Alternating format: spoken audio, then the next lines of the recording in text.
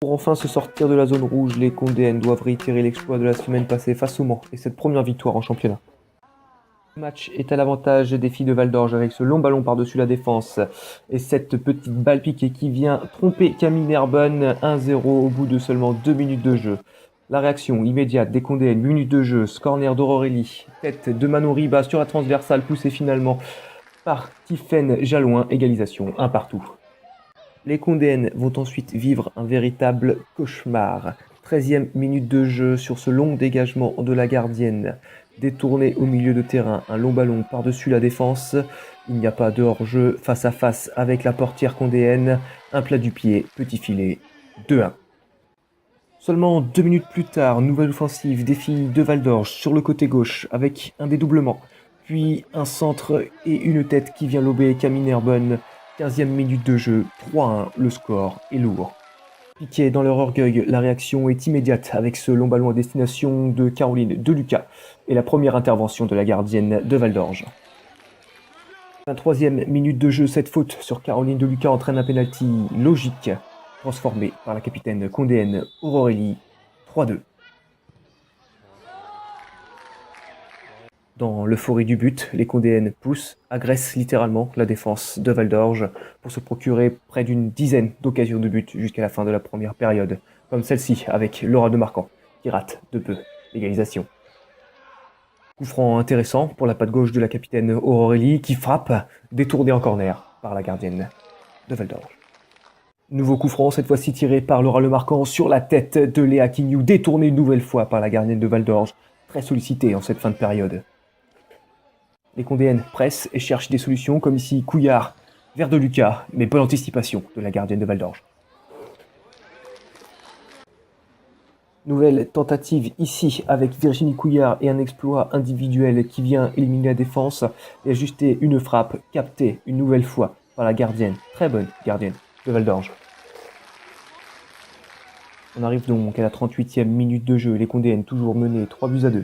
Dans la continuité de l'occasion menée par Virginie Couillard et sur ce long dégagement de la gardienne récupéré au milieu de terrain, Léa Quignou peut lancer intelligemment Caroline Deluca qui voit la gardienne avancer pour ajuster un lob parfait au fond des filets. 3 partout, les espoirs condéens reviennent. On se dit alors que tout est possible et juste avant la mi-temps, pourquoi pas reprendre l'avantage sur le jeu avec cette occasion encore une fois de Caroline Deluca qui se retrouve encore une fois confrontée à la gardienne de Val d'Orge. Fin de première période à l'avantage des Condéennes qui aurait pu prendre l'avantage sur son adversaire. Au retour des vestiaires, on imagine des Condéennes avec la même envie, le même entrain que cette fin de première période, avec cette première occasion condéenne, encore une fois avec Caroline Deluca qui déborde pour Laura Le Marquand, trop courte pour mettre ce ballon au fond des filets. C'est ensuite le même scénario, ou presque, qu'en première mi-temps qui va se dérouler. Pendant 15 minutes de jeu, les Condéennes vont subir les offensives de Val d'Orge, avec les premières interventions de Camille Nerbonne.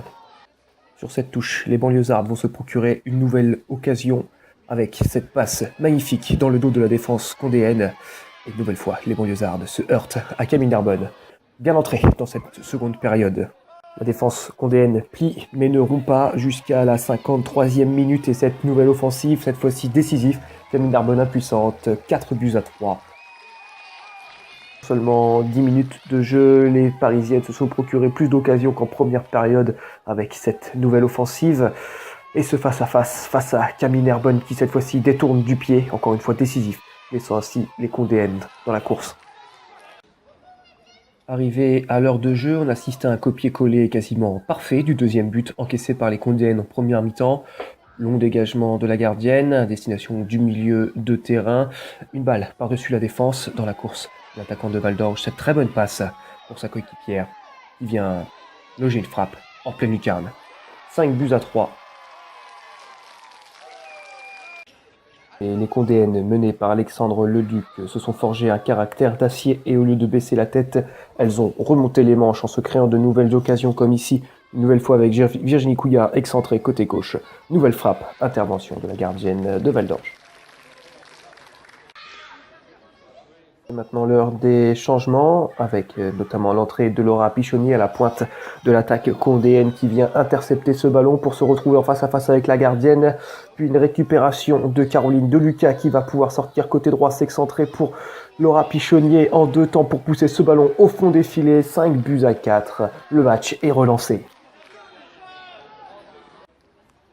Nouveau coup franc pour la capitaine Aurélie des 40 mètres qui va exercer un centre dans la surface de réparation. C'est détourné par les filles de Val d'Orge à destination de Caroline Deluca qui frappe avec beaucoup d'envie. Malheureusement, ce n'est pas cadré. Nouvelle occasion ici avec Laura Lemarquand qui cherche et trouve Caroline Deluca dans les 18 mètres qui se retrouve face à la gardienne. Frappe sans contrôle, malheureusement, ce n'est pas cadré. Il nous a fallu de peu pour égaliser. Sur ce coup franc, Aurélie frappe direct, sans danger pour la gardienne de Val d'Orge. Mais vraiment, beaucoup d'envie chez les Condéennes. Il faut attendre la toute fin de match avec ce débordement de Caroline Deluca qui va pouvoir ajuster un centre pour Laura Pichonnier au deuxième poteau pour pouvoir pousser ce ballon au fond des filets, égalisé, 88e minute de jeu, 5 partout, les Condéennes reviennent de loin et finalement obtiennent un match nul.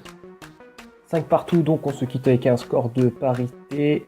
Les Condéennes peuvent laisser quelques regrets, mais menées 3 fois à la marque, elles ont su remonter et finalement obtenir ce point de match nul. Au classement, pas de changement, les Condéennes reviennent cependant à 4 points de la 5e place du championnat de France de D2 féminine. On se retrouve quant à nous le 9 novembre pour le match Condé contre Quimper au stade Gossard à 15h.